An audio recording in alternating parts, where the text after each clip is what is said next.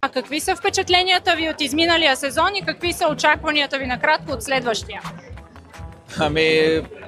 За мен впечатлението ми от изминалия сезон, това беше най-тежкият сезон до момента, като се дигна купата, третата купа от този сезон и така почувствах едно голямо облегчение и в същото време едно удовлетворение, разбира се, от това, което успяхме да направим. Очакванията ми за следващия сезон е, че ние ще продължим, няма да се отклоним от наша стратегия да налагаме български състезатели, които израстват в клуба. Какви са впечатленията ви от партньорството с Спорт Респект и кое е най-важното за добрата екипировка?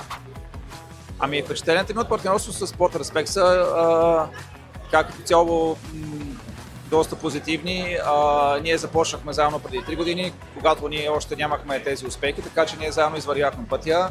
Спорт Респект ни помогнаха и в това да подсигурим една платформа за трениращите в клуба. Разбира се, че е важна екипировката за клуба, както за комфорта на състезателите, така и за това клубът да има една идентичност и така да бъде разпознаваем. Искам да благодаря на Спорт Респект за това, което направи за нас през последните години.